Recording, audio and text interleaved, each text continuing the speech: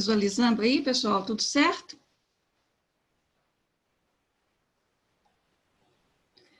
Bom, olha só. O que eu preparei para nós, nesse encontro, foi no sentido de lançar luzes, por isso a figura aí do farol, lançar luzes sobre o direito militar, principalmente no aspecto das nossas normas constitucionais. O que nós visualizamos, pessoal? Nós visualizamos muitas vezes a questão de que, na prática, há se trabalhar as normas isoladas, e isso não tem sido, não tem tido tanto êxito quanto deveria ter se observasse de modo mais sistêmico que dispõe as normas na sua fonte, principalmente a fonte constitucional. O que nós temos observado é que o profissional do direito, principalmente o profissional que milita na área militar, como as normas de direito militar, elas são as principais, elas são anteriores à Constituição de 88, nós temos aí o Código Penal Militar, o Código de Processo Penal Militar, datados de 1969, o próprio Estatuto dos Militares, datado de 1980, então eles têm tido, em algumas ocasiões, em certas ocasiões, uma certa resistência em identificar que as normas se constitucionalizaram. E o que nós percebemos é que há necessidade de, já no início das demandas, sejam elas judiciais, sejam elas administrativas, se nós já embasarmos toda a nossa argumentação com a fundamentação constitucional, a probabilidade de êxito é muito maior. Então, nesse sentido, é que este bate-papo está estruturado para que nós possamos lançar luzes, daí é o sentido do farol, lançarmos luzes sobre esses fundamentos que devem estruturar este pensamento, esta argumentação e esta concepção sobre o direito militar. Daí a questão do direito constitucional militar. E por que direito constitucional militar? Porque pós-Constituição de 88, pessoal, todo o direito se constitucionalizou, não é? Então, vamos lá, vamos tentar trabalhar isso. Esse sumário que nós vamos levar a efeito, ele vai cuidar destes aspectos. Um primeiro momento, a introdução, logo depois, o conceito de direito constitucional, o Estado de Direito e a Constituição, a constitucionalização do direito, os militares na Constituição Federal, principalmente a normatividade jurídica deles e alguns temas na jurisprudência. Bom, já que todos praticamente já chegaram, eu vou fazer uma breve apresentação da minha pessoa. Eu tenho a formação jurídica já há bastante tempo, a minha graduação data de 1994, então são muitos anos militando no direito. O meu mestrado é em Direito das Relações Econômicas e Empresariais, e a minha formação tem sido toda ela no direito público, principalmente no direito voltado para a formação docente, para a advocacia militar e para a docência no direito constitucional, no direito administrativo e no direito militar. Nesse sentido, o que eu gostaria de desenvolver com vocês e mostrar principalmente essa importância do direito militar. Ao final dessa nossa conversa, o que eu gostaria de responder? Nós teremos que responder a 3 situações, a 3 perguntas. Quais são, de fato, os fundamentos constitucionais do direito militar? Qual a importância deles para o profissional que milita na área militar?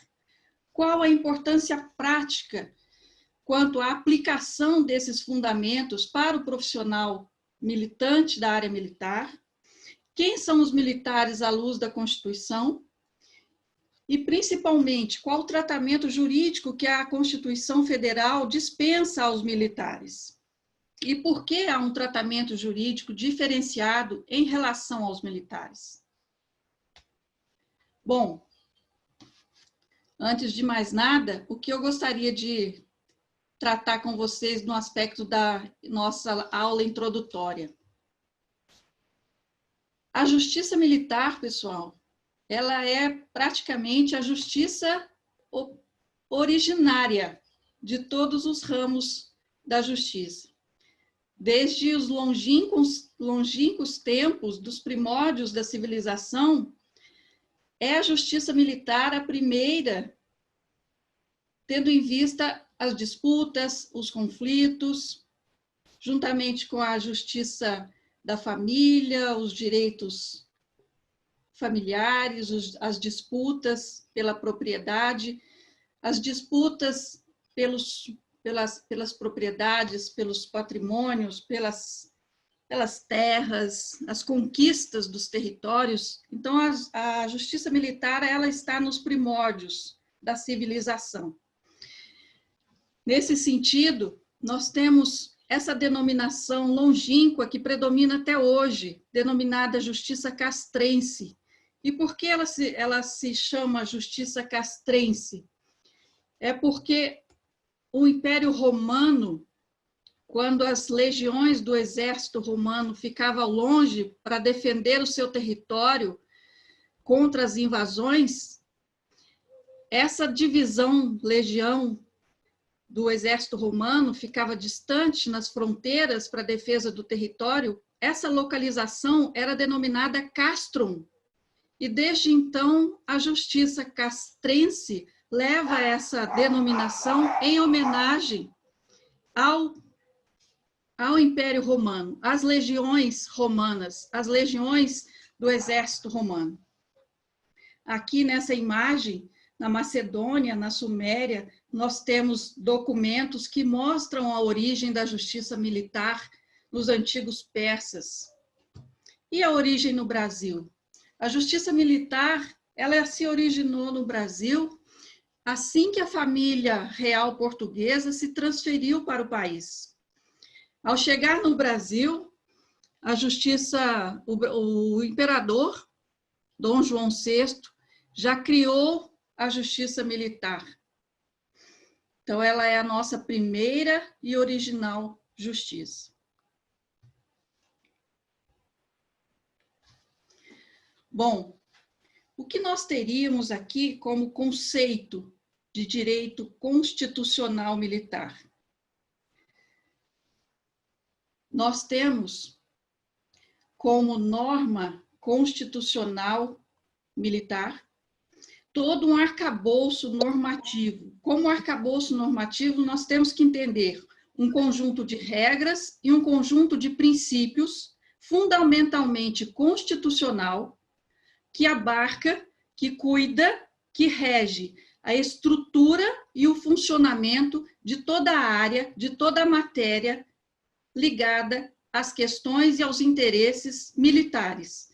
Nesse sentido, nós estamos a dizer que trata das pessoas, ou seja, dos militares em si, da estrutura militar administrativa, da estrutura militar instituição, da estrutura militar orgânica dos seus órgãos, da justiça militar, ou seja, tudo que envolve a existência da área militar passa por esse conjunto normativo previsto no sistema constitucional militar.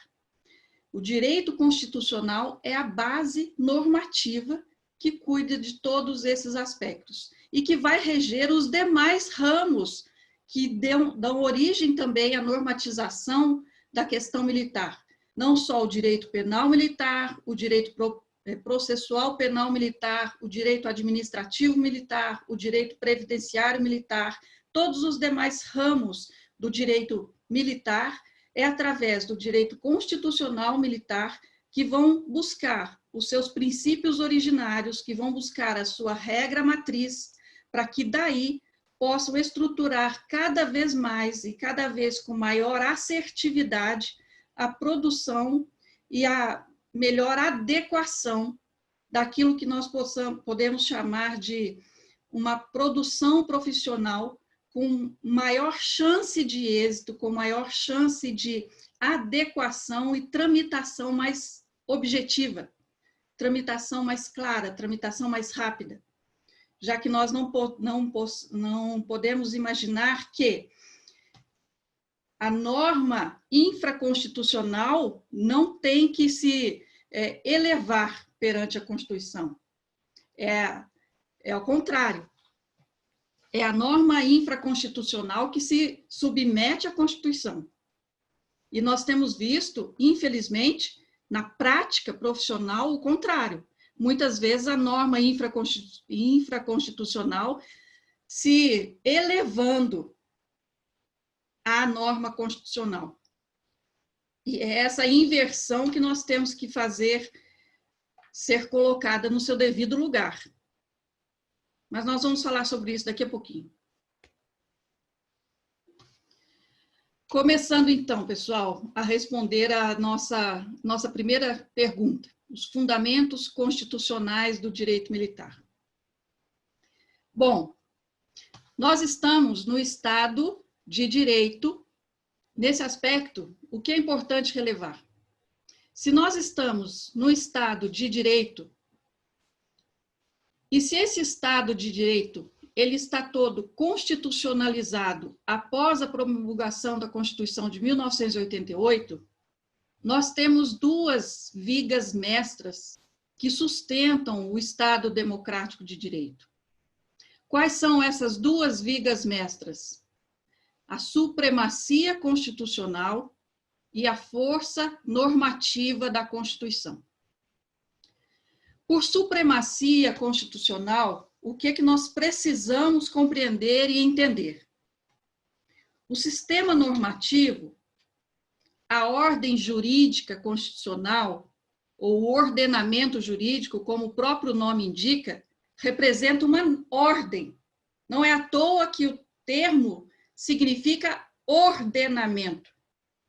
Não é bagunçamento, é ordenamento, é ordem. Se é uma ordem, é porque há uma hierarquia normativa, é porque há um elencamento de norma, é porque há uma certa concatenação de normas.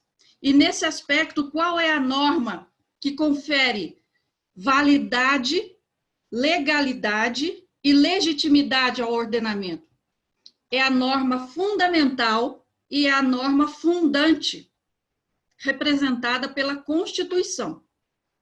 A Constituição, ela estrutura o Estado de Direito. Nesse aspecto, ela é chamada norma estruturante e norma estrutural.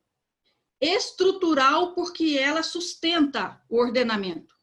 E estruturante porque ela confere todo o arcabouço onde as demais normas vão se sustentar. Então, é em relação a essa norma estrutural e estruturante que as demais normas precisam se dirigir, e não o contrário.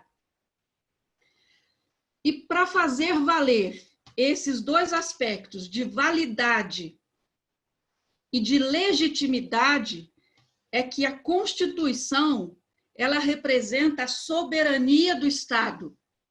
Para que o Estado seja soberano, quais são os 3 aspectos que nós aprendemos lá no nosso primeiro ano de faculdade?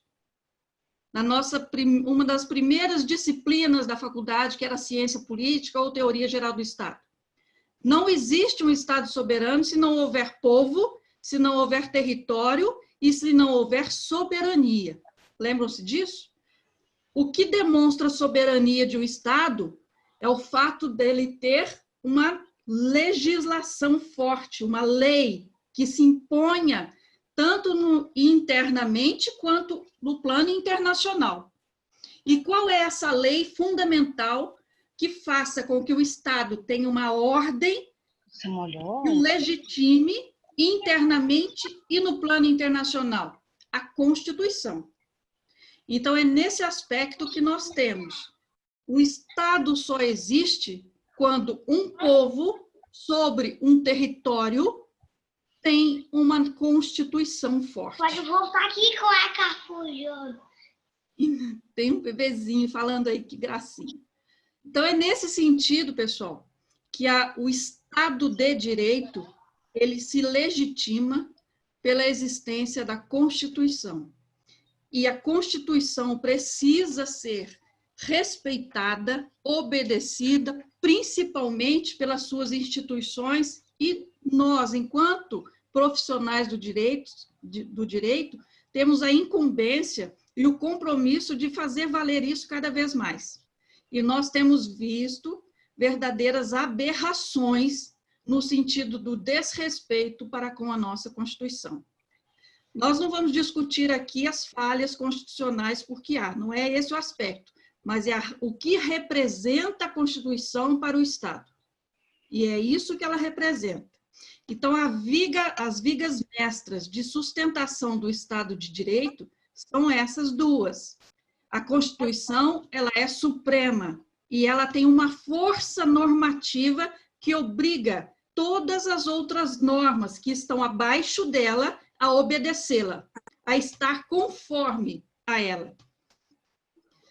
E são essas duas vigas mestras que conferem a unidade sistêmica da ordem jurídica normativa. O que é essa unidade sistêmica? A ordem jurídica ou o ordenamento jurídico, ele precisa ser uno. Não se admite no ordenamento jurídico ilhas apartadas. Nós temos normas especializadas, nós temos áreas especializadas do direito. Tanto que nós temos a justiça militar, nós temos a justiça do trabalho, nós temos a justiça eleitoral. Especializadas, mas jamais apartadas. É essa unidade sistêmica que confere legitimidade e unicidade. O sistema jurídico é uno. E o que cabe a nós, enquanto profissionais do direito, no exercício profissional, fazermos para que essa unidade seja resguardada, seja mantida? Trabalharmos a questão dos aspectos, dos princípios que confiram a interpretação, a hermenêutica necessária para que haja a conformidade de tudo aquilo que está infraconstitucional para que se adeque ao que a Constituição determina. O que não estiver conforme a Constituição, e aí entra a hermenêutica, a questão da interpretação conforme a Constituição, o que não estiver conforme a Constituição não possui validade jurídica. E, como tal, não pode ser mantido no ordenamento jurídico. Essa validade e essa legitimidade, ela precisa ser trabalhada em relação a toda e qualquer norma, toda e qualquer espécie normativa. Aí nós estamos tratando das portarias, das resoluções, dos regulamentos, dos atos administrativos, das sentenças, todas as regras que compõem o ordenamento jurídico. Bom, nós sabemos que o nosso país, ele é um exímio produtor de normas. Ele é um exímio produtor de legislações, mas ele é pouco eficiente e efetivo no cumprimento dessas mesmas normas. Nesse sentido, o que fica complicadíssimo para nós, enquanto profissionais do direito? Trabalhar no sentido de que as normas sejam cumpridas. E no nosso dia a dia, nós verificamos que muitas vezes uma portaria vale mais do que o caput do artigo 5º da Constituição, que trata dos direitos e garantias fundamentais. E é essa nossa luta que precisa ser cada vez mais incisiva, cada vez mais aguerrida. Essa inversão precisa acabar. Essa inversão não tem o menor cabimento. E quais são os valores axiológicos do sistema jurídico que auxiliam, que são os dois grandes orientadores para que essa unidade sistêmica, para que o princípio da conformidade constitucional seja validamente aplicado. Nos auxilia a aplicar, em toda e qualquer circunstância, o princípio da conformidade constitucional, em todos os aspectos, seja no direito administrativo, no direito tributário, no direito penal, em todos os ramos do direito. Quais são os dois valores que nos auxiliam nessa interpretação? Tá bom. Toda e qualquer situação. São, principalmente, o princípio da dignidade da pessoa humana e as garantias e direitos fundamentais. É a partir deles que todo raciocínio jurídico precisa ser construído. Viu? Dignidade da pessoa humana e garantias e direitos fundamentais. O que é DUT? Toda Aquele documento que você assina para transferir o carro. Não em fica no documento do carro, todo senão... qualquer Só pode estar naquela sua caixa que tem o documento. direito precisa ser construído a partir desses dois valores, desses dois princípios. Bom, em relação aos militares, como é que nós ficamos? Pessoal, nós vimos que o Estado existe pelo povo, sobre um território e pela sua soberania. Quem defende esse Estado? Tanto em virtude de uma comoção interna, também contra eventuais ameaças externas. Os militares são os responsáveis pela missão de excelência de defesa da pátria. Cabe aos militares a missão constitucional de defesa da pátria, de defesa dos poderes constitucionais. Vejam que eu não disse poderes constituídos, poderes constitucionais. Tem uma diferença muito grande nisso.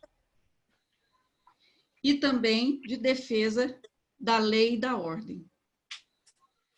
A natureza jurídica dos militares, ela sofreu alteração com a emenda constitucional número 23, em 98. Até então, os militares integravam uma categoria de servidor público. A partir da emenda constitucional de 98, a emenda 23, eles passaram a integrar uma categoria própria, militar. É assim que eles são denominados e eles são reconhecidos pela Constituição, categoria específica como militares. E a Constituição, ela identifica, durante todo o seu texto, durante todo o seu contexto constitucional, várias normas, ou seja, regras e princípios, cuidando da matéria militar, desde o artigo 5º, passando ou seja, tratando ali nos direitos e garantias fundamentais, passando pela organização do Estado, passando pela administração pública, passando pela organização dos poderes, toda uma concatenação de temas e de assuntos cuidando da matéria militar, naqueles aspectos que eu mencionei para vocês no início, quando nós falamos do conceito de direito constitucional militar. O aspecto institucional, organizacional, estrutural, orgânico e de pessoal. Há um sistema normativo constitucional cuidando dos militares em toda a Constituição. E a pergunta que pode surgir é a seguinte: nós temos dois princípios ao lado de vários outros, mas esses dois são basilares para o direito militar, que são a hierarquia e a disciplina. Para os militares, esses dois princípios, eles são essenciais, fundamentais. Sem hierarquia e sem disciplina, não existe a essência do militar. Ao falarmos em hierarquia e disciplina, existiria algum conflito, por exemplo, com os princípios e garantias fundamentais da Constituição? Poderia existir? Obviamente que não. Mesmo porque os princípios da hierarquia e disciplina, os próprios princípios da hierarquia e disciplina são princípios militares constitucionais. Eles estão previstos na Constituição. Eles estão plenamente constitucionalizados. Eles fazem parte do regime jurídico militar. Eles são princípios legítimos da natureza jurídica militar. Eles são essencialmente militares. Aqui eu coloquei para vocês, a título de ilustração, alguns exemplos de como está previsto na Constituição alguns temas do direito militar. A título de exemplo, é claro que não são só esses, mas só para ilustrar como a questão militar está espalhada pela Constituição. Aqui nós temos desde a previsão dos direitos e garantias fundamentais, passando por toda a Constituição.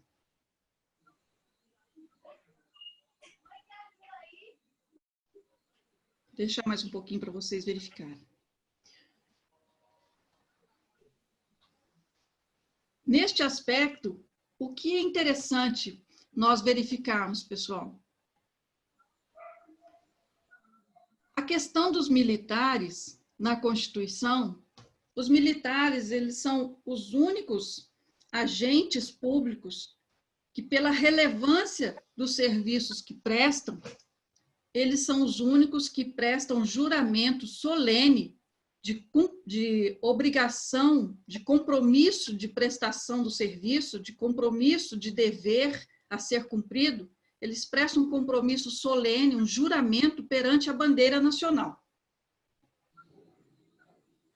A questão dos militares, então, ela é tão séria, ela é tão comprometida. O perfil do militar, exige-se tanto desse perfil para que ele assuma a carreira, para que ele exerça essa função. Daí a necessidade de um regime jurídico diferenciado. Daí a necessidade da justiça militar ser uma justiça especializada, o que não se confunde com justiça especial. Daí a necessidade de normas jurídicas especializadas para tratar desse regime jurídico especializado.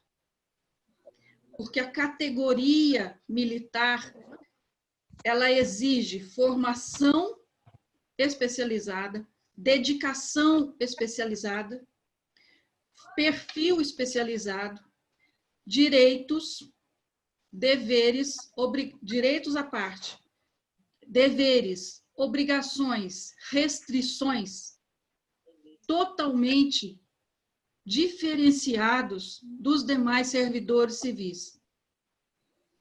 O militar, ele serve à pátria até mesmo com a própria vida. Então, nesse aspecto, exige-se dele vários comportamentos, várias condutas que passam ao largo dos demais servidores civis. E é nesse sentido que o regime jurídico militar é bastante diferenciado, especializado. Mais uma vez, não confunda o especializado com o especial. Não confunda o especializado com o privilegiado. É essa natureza jurídica da função militar, da especificidade da função, que exige, acima de tudo, compromisso da administração militar para com a observância das normas constitucionais que regem essa função. Desde a administração pública militar, que deve também observar o regramento constitucional contido no artigo 37 da Constituição. O artigo 37 da Constituição, que fala sobre a administração pública brasileira, não faz nenhuma distinção entre a administração civil e a administração militar. Ambas precisam observar os princípios da legalidade, da impessoalidade, da moralidade, da publicidade e da eficiência. Ambas precisam observar a questão da probidade, da prestação de contas. Ambas precisam observar os princípios do devido processo administrativo e do devido processo legal. Ambos precisam observar os atributos e os elementos do ato administrativo. E esse regime jurídico especializado militar, previsto constitucionalmente, que exige esse comportamento, essa conduta, tanto por parte da administração pública militar, quanto por parte do agente militar. Exige-se dele um comportamento muito mais comprometido com a ética, comprometido com a reputação que ele precisa demonstrar, porque ele representa não só a instituição, mas ele representa o próprio Estado perante a sociedade, perante os seus colegas, né, da corporação. Aí a questão que nós verificamos no próprio Código Penal Militar, várias situações que para o civil não são considerados delitos, para o militar são considerados ilícitos penais.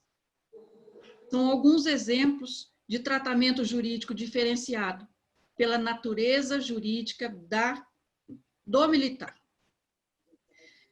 É nesse sentido que todo o arcabouço normativo constitucional precisa ser de conhecimento, de compreensão e de domínio do profissional que milita na área, para que essa estrutura toda, desde a administração pública militar, quanto do próprio agente militar, seja resguardada para a defesa de cada um deles e também para a responsabilização de cada um deles, quando assim for necessário. Eu trouxe aqui para vocês alguns temas que têm sido muito tratados repetitivamente na jurisprudência. Lembrando que qualquer assunto, seja na seara administrativa, seja na seara judicial, nós precisamos chamar à ordem, em primeiríssimo lugar, os dois pilares que sustentam o edifício normativo do Estado de Direito, que são a supremacia constitucional e a força normativa da Constituição.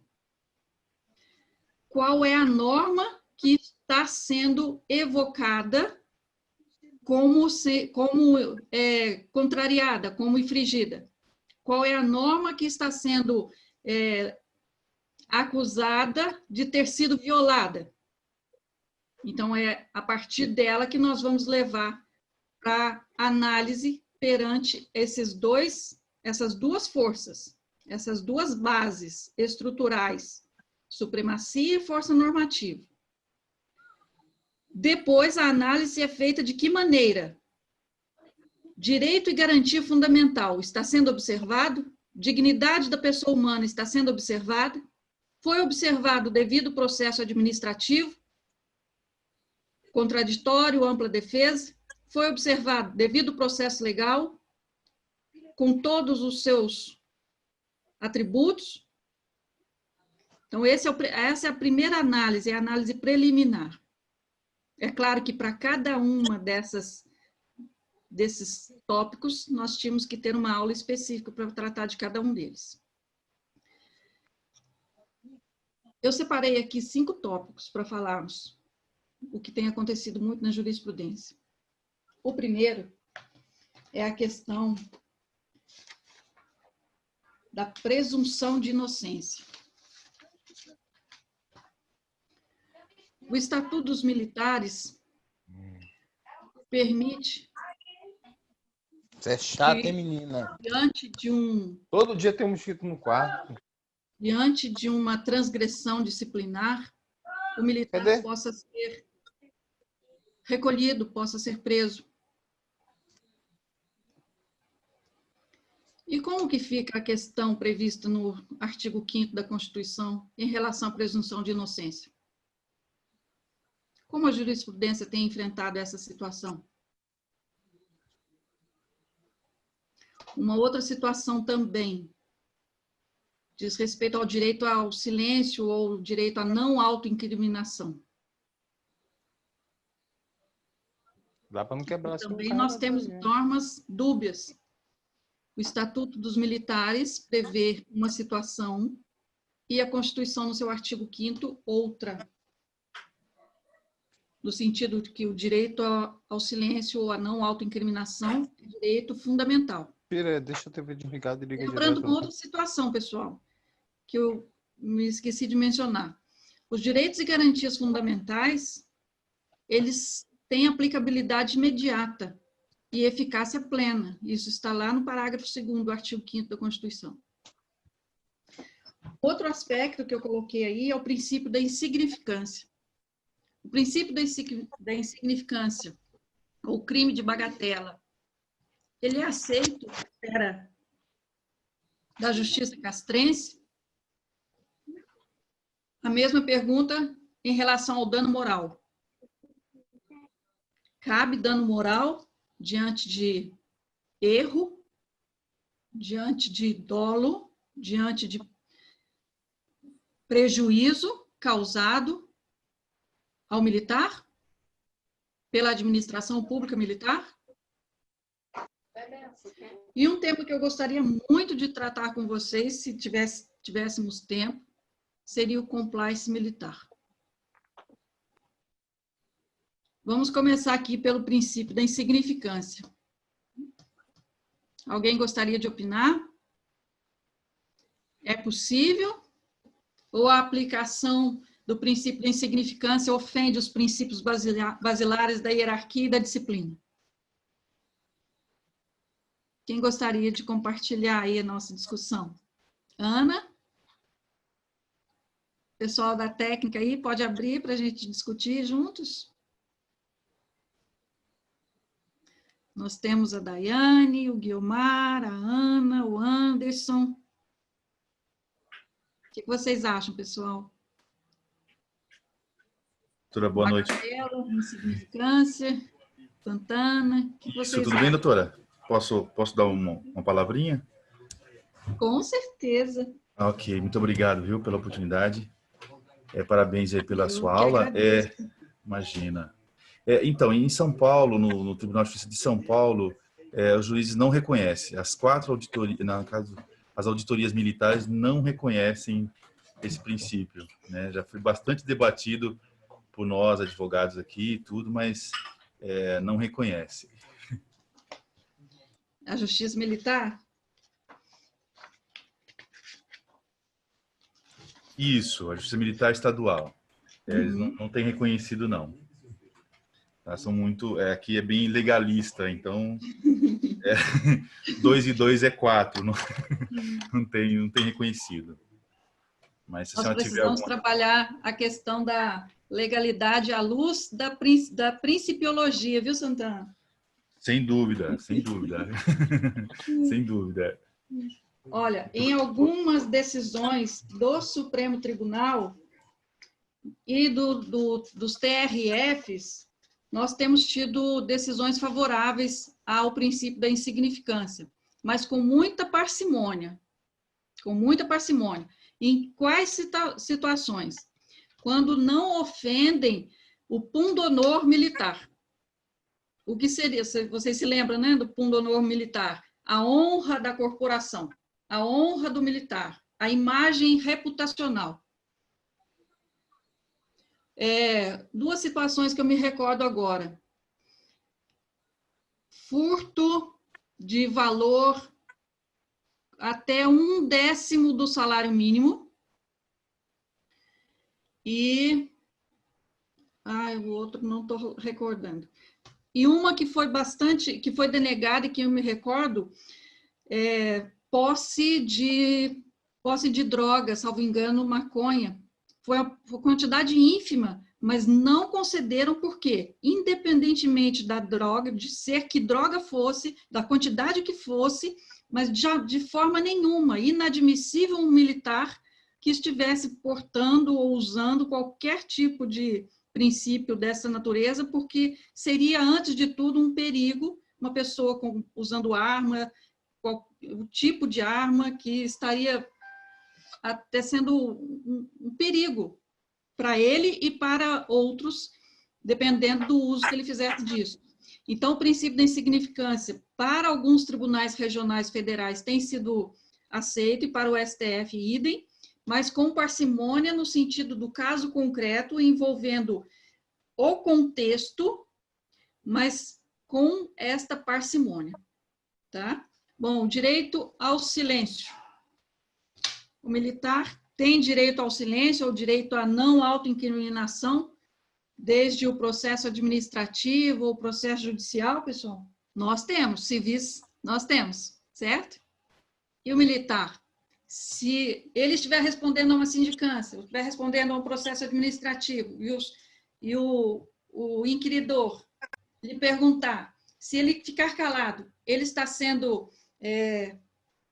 ele está ofendendo o princípio da hierarquia, ele está ofendendo o princípio da disciplina, ele está sendo indisciplinado. O que vocês acham? Ou ele tem esse direito?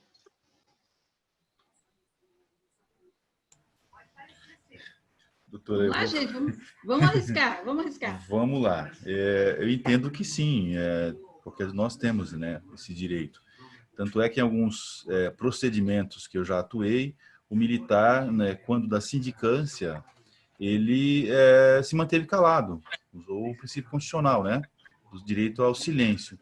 E depois, com uma instrução, com uma prova, com um trabalho mais elaborado técnico, né, conseguimos que ele fosse novamente reinterrogado, fosse ouvido, e aí trouxe, aclarou, né, os autos. Inclusive, o superior quis puni-lo por ter se mantido em silêncio, mas é um direito que assiste com certeza. Com certeza, minha opinião, né? Não sei os colegas aí, demais colegas. Direito pleno, Santana, direito pleno. Sim, direito constitucional pleno. Ninguém pode fazer prova contra si mesmo. Tá? Não pode ser exigido de ninguém essa condição de produzir provas contra si mesmo. Tá? Em nenhuma circunstância. Tá? E se ele ficar calado, isso não pode ser usado contra ele, em nenhuma hipótese. Daí a importância que nós vemos também da defesa técnica nos procedimentos administrativos. E eu abro o gancho para outra pergunta que eu coloquei aí. Nas sindicâncias ou nos processos administrativos, nos PADMEs, nós temos visto muitas situações onde é nomeado um ad hoc.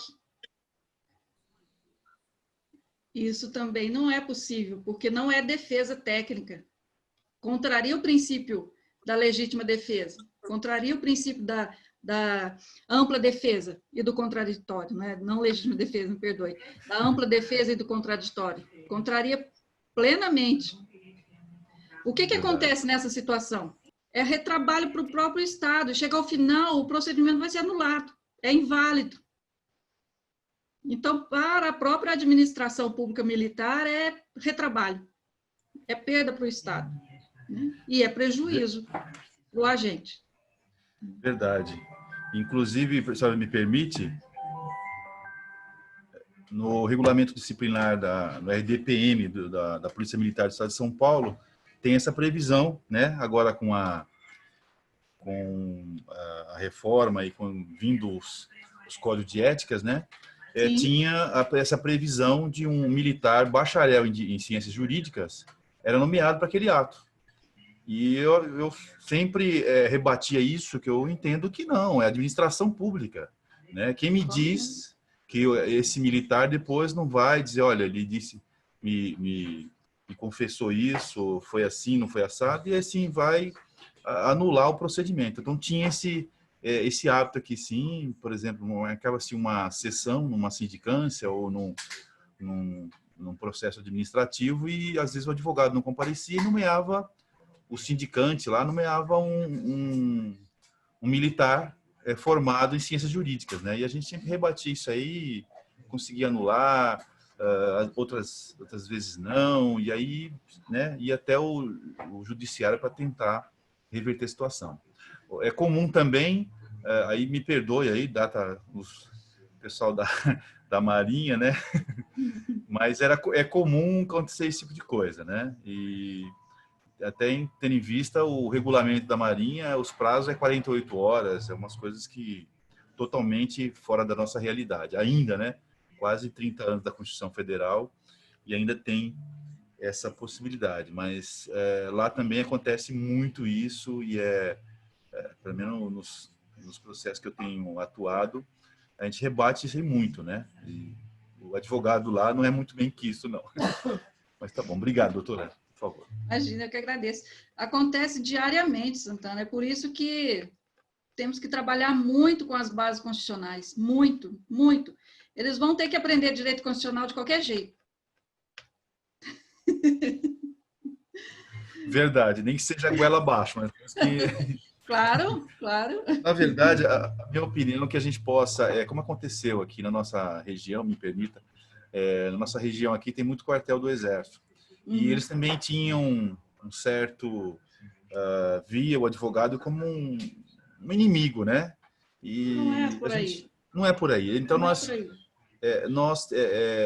nossas comissões, tentamos nos aproximar, fazer eventos conjuntos, né?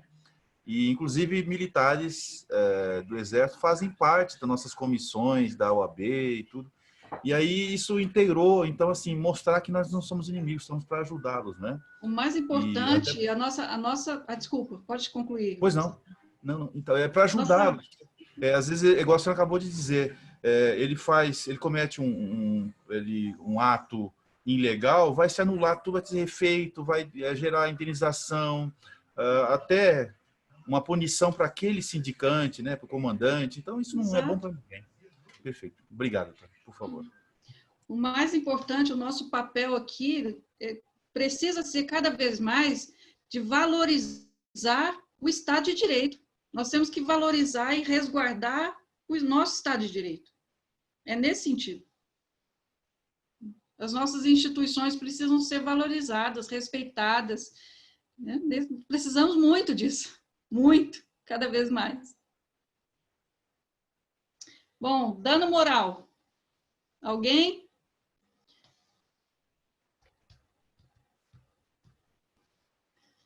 Dano material, tranquilo. Causou prejuízo, indeniza. E dano moral? Conduta, nexo causal, resultou em dano. Vamos pensar em termos de administração pública militar. Responsabilidade objetiva.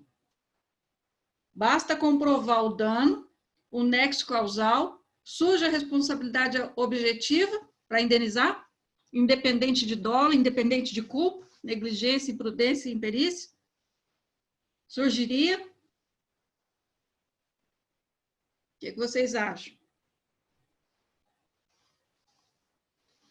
Responsabilidade subjetiva do agente, tranquilo, isso é tranquilo, é lá do Código Civil, normal, ou é a dolosa, ou é a culposa, o Código Civil já regula, tranquilo, né? Tem que comprovar o dolo do agente, tem que comprovar a culpa, negligência, imprudência e imperícia, mas e a da administração, a lá do 37, parágrafo 6º, a objetiva, que independe de dolo, independe de culpa. Basta comprovar conduta, nexo causal e resultado danoso. O que vocês acham? Cabe? Pode arriscar, gente. Estamos só nós aqui na sala. Tranquilo. Vamos imaginar penalização em processo administrativo por autoridade incompetente. Cabe dano moral? Um exemplo. Penalidade mais severa do que a permitida no regulamento. Cabe dano moral?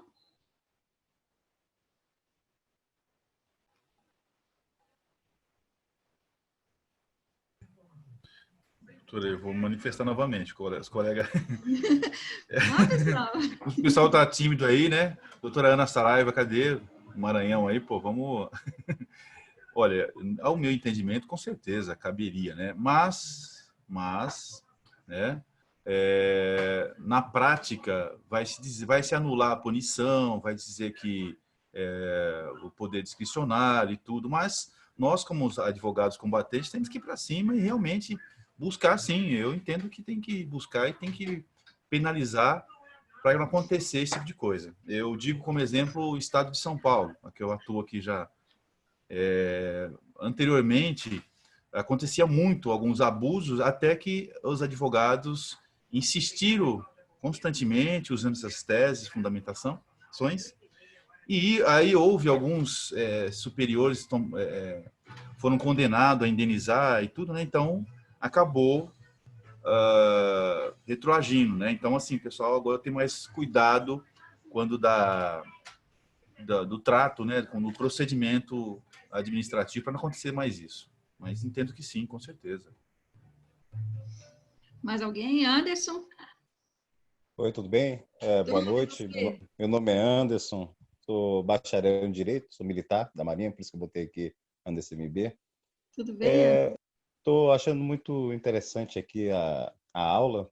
Parabéns à doutora Maria Eliodora, né? Eliodora, isso. Eliodora, muito parabéns aí.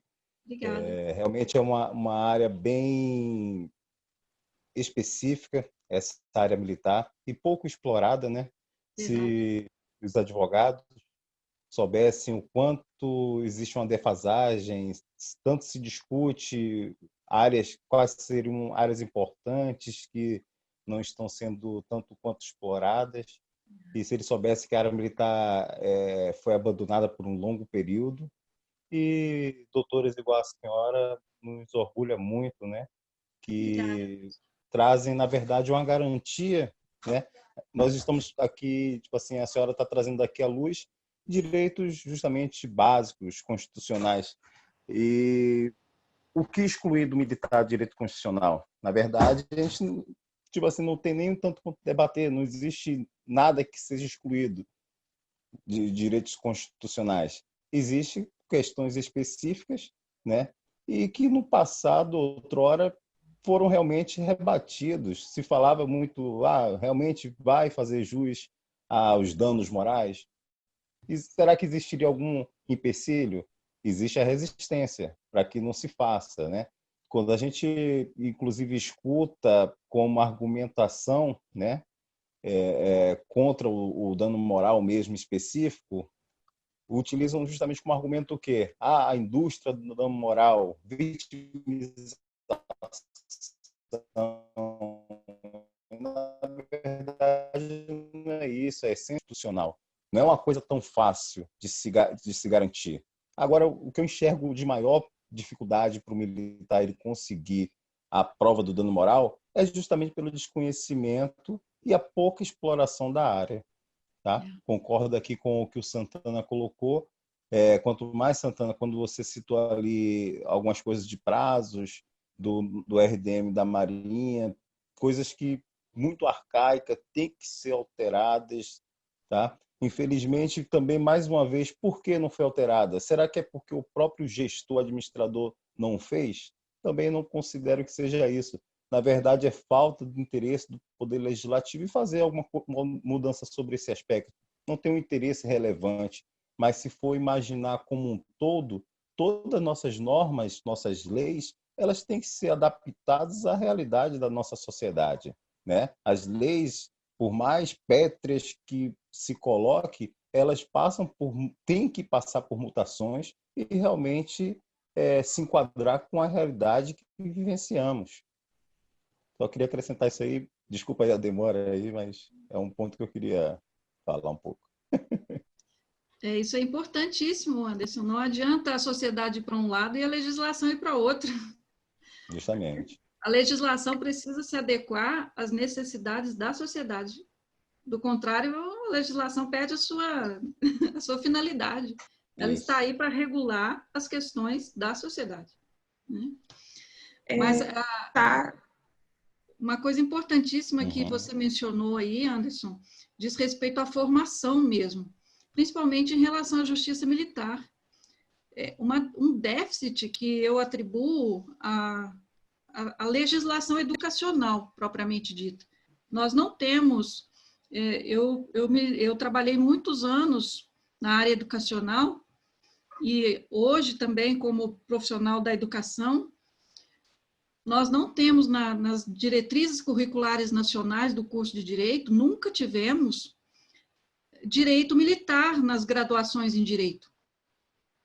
E isso é um déficit tremendo, porque nós temos a justiça militar como a primeira justiça do Brasil.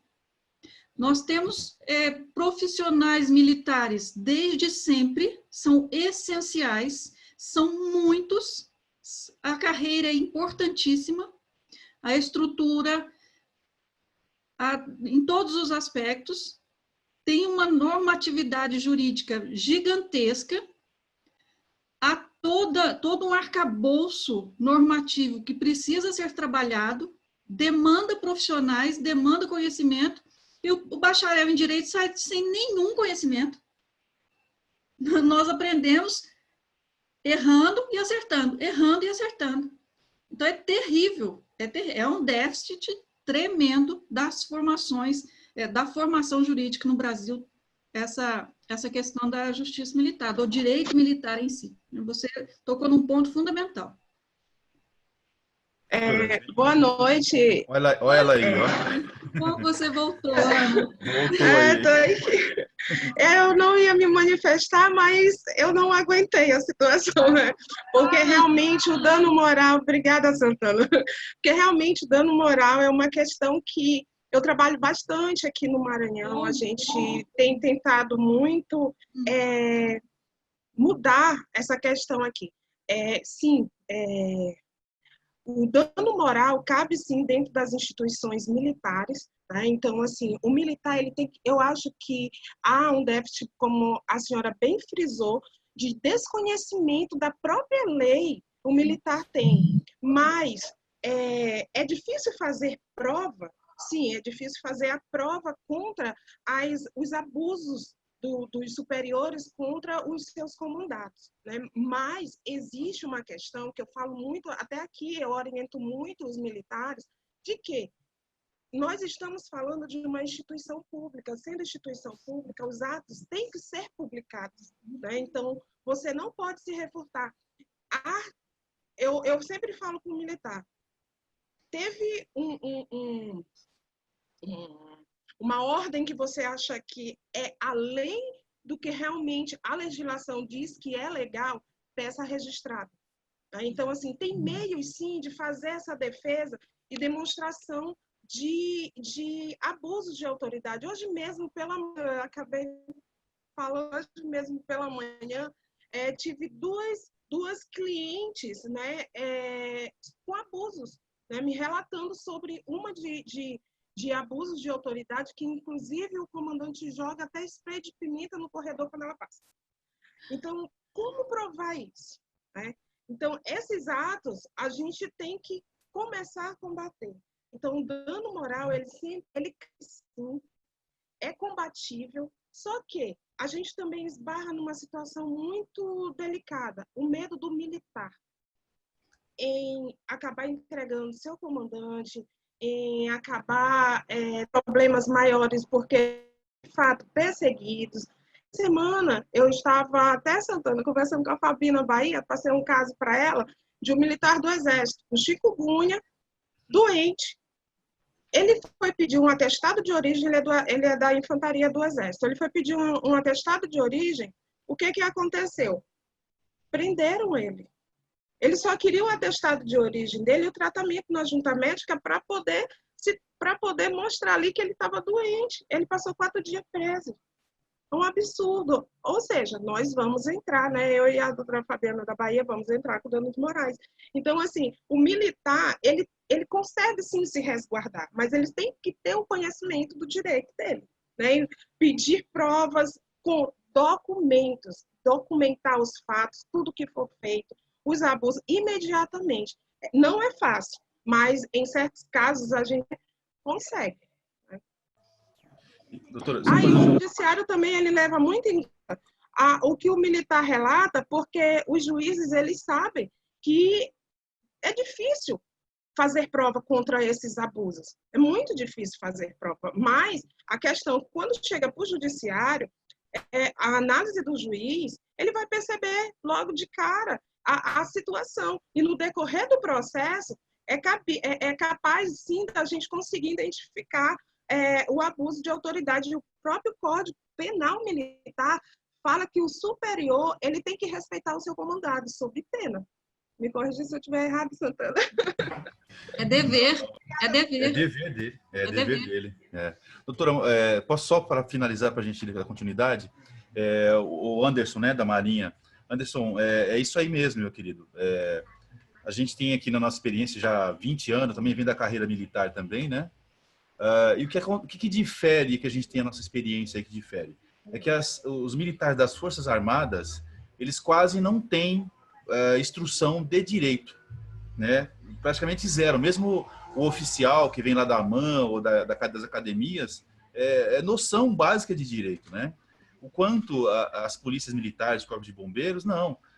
Tanto é que aqui em São Paulo, algumas faculdades, o militar lá da academia, que ele sai da academia, se ele depois vai para uma faculdade de Direito, 2 anos ele conclui o curso de Direito e é formado em Direito. Então, assim, ele tem uma orientação, né? Já as Forças Armadas não têm essa orientação. E a gente, enquanto à frente das comissões de Direito Militar nas OABs, nós temos aqui tentado levar essa orientação, essa instrução para o comandante. O comandante, às vezes, olha, a Marinha é muito fechada, você sabe disso. O Exército já é um pouco mais tranquilo, a Aeronáutica, então, é tranquila. Então, a gente leva, se prontificar e foi realmente lá dar instrução, fazer palestra, bater um papo e orientar. E mostrar para o comandante, né, e para o seu subordinado o perigo que é isso, porque pode ocasionar uma reparação de dano, penhora de patrimônio, como já tem um caso aqui que nós estamos patrocinando aí.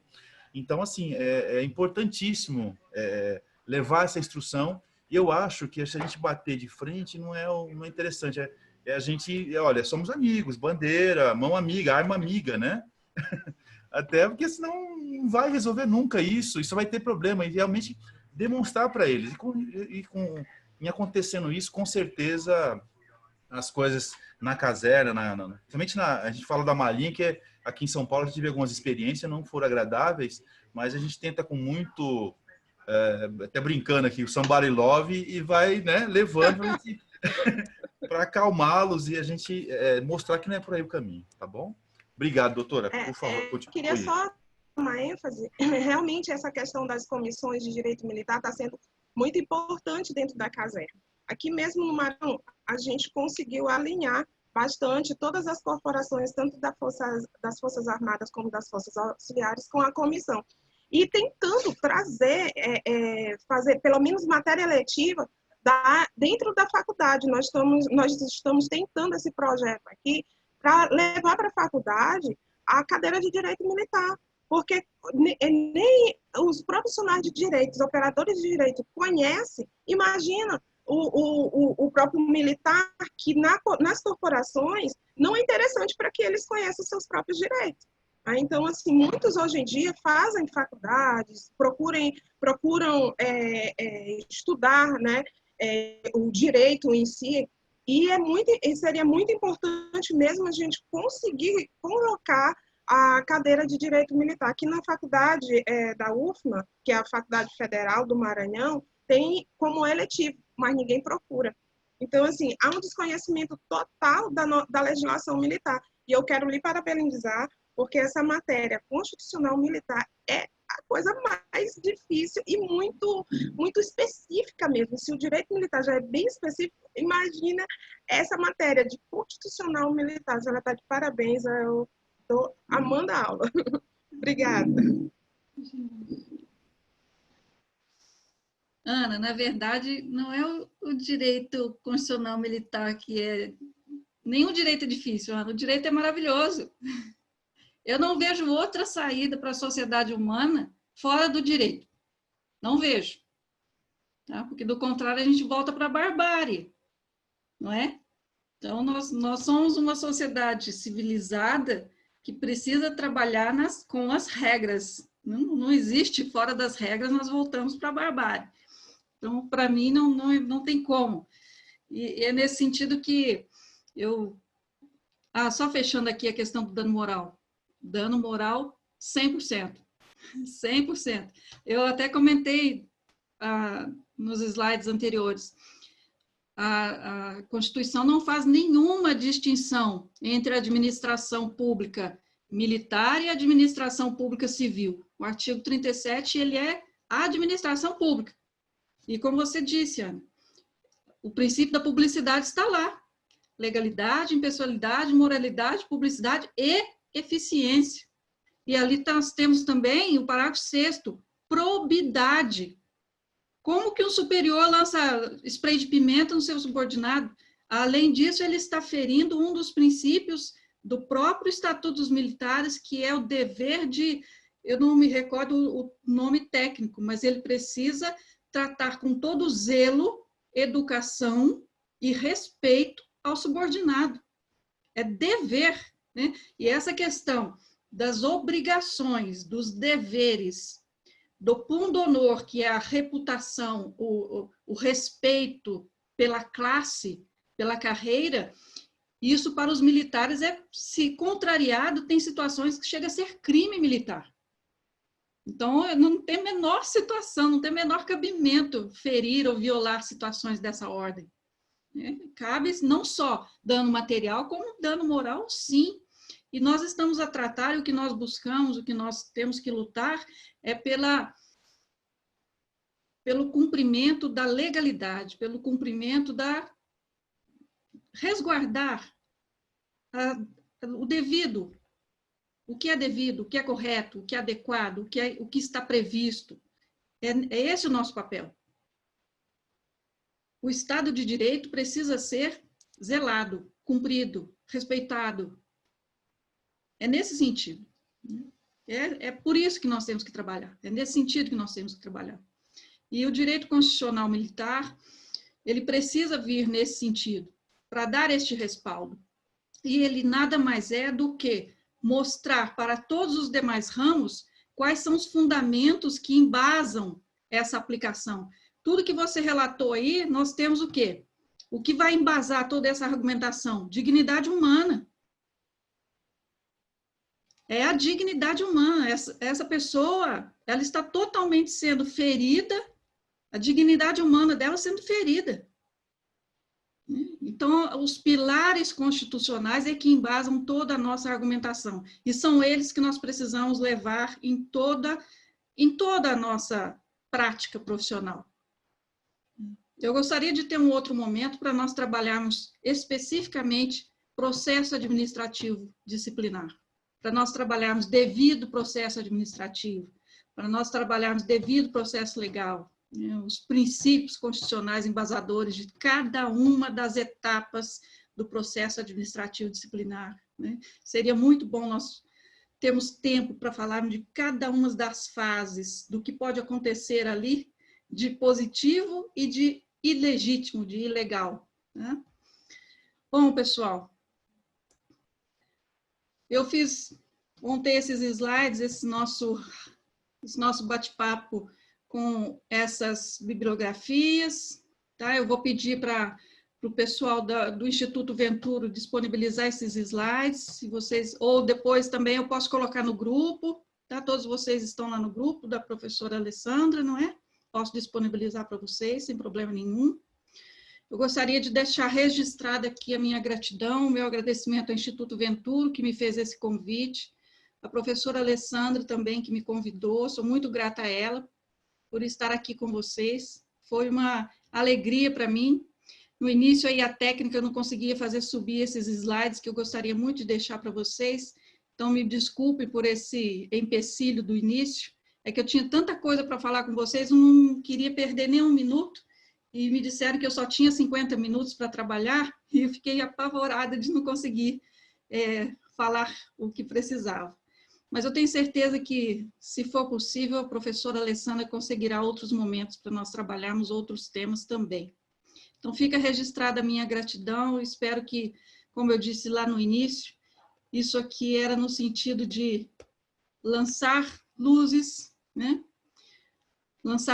Ser um farol, lançar essas luzes para que outras possibilidades venham, outros momentos venham para que o direito constitucional possa abrir as portas de novos argumentos na seara da prática jurídica militar de todos vocês, né? E, acima de tudo, que a nossa paixão pelo direito seja renovada a cada dia e que um dia, sem mais nem menos, o nosso amor pelo direito seja renovado, fortalecido, para que só assim a gente consiga renovar as forças para trabalharmos com toda a dedicação, com todo o empenho e com toda a alegria que o mistério da prática jurídica exige de nós. Tá? Muito obrigada a vocês.